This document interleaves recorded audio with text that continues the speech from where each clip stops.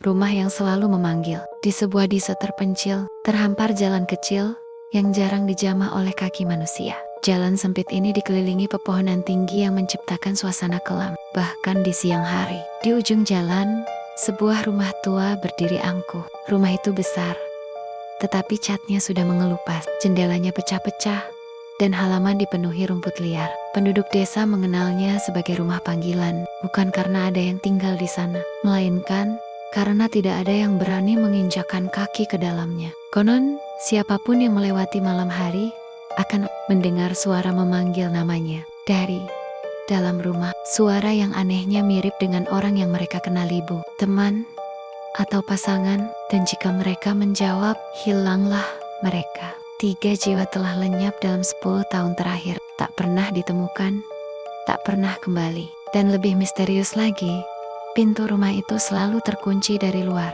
Suatu sore, seorang pemuda bernama Raka datang ke desa itu. Ia adalah mahasiswa arsitektur, sedang meneliti rumah-rumah tua peninggalan kolonial. Begitu melihat rumah itu dari jauh, rasa ingin tahunya terbangkit. Bangunan itu unik.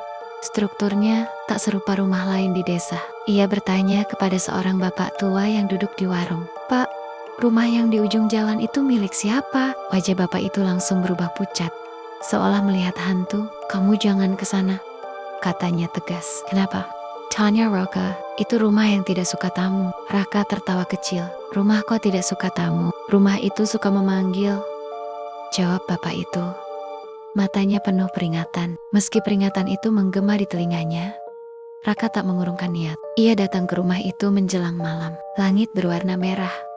Burung-burung pulang ke sarang. Saat berdiri di depan rumah, hawa dingin menyergap, membuatnya merinding. Semua suara seakan menghilang. Ia mencoba membuka pagar.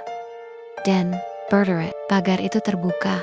Meski penduduk desa bilang rumah itu terkunci. Rumput di halaman lembab, seolah baru diinjak seseorang. Saat ia berdiri di depan pintu, suara langkah terdengar dari dalam rumah. Raka mengetuk pintu. Tak ada jawaban. Ia mengetuk lagi. Dan tiba-tiba suara memanggil namanya. "Raka." Suara itu, padahal ibunya berada jauh di kota lain. "Raka, tolong ibu." Suara itu lembut, namun mengerikan, seolah terlahir dari kegelapan. "Siapa di dalam?" tanyanya. Suara bergetar. "Hanya suara itu lagi, Raka. Buka pintunya."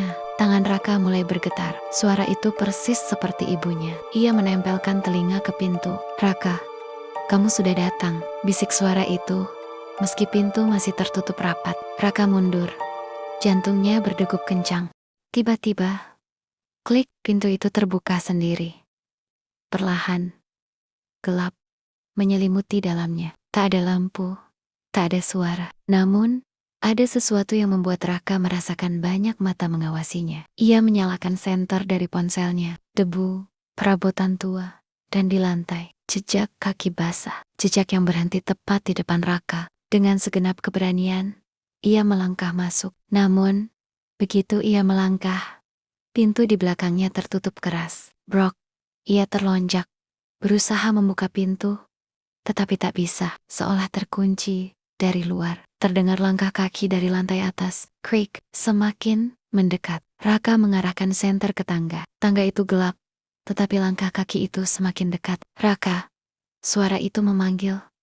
Lembut namun menyeramkan. Langkah kaki berhenti di tengah tangga. Raka menyorotkan senter. Namun tak ada siapa-siapa. Hanya bayangan di dinding yang bergerak. Seolah ada sesuatu berdiri di tangga tanpa tubuh. Bayangan itu mulai turun, pelan. 1 langkah, 2 langkah, 3 langkah. Raka mundur.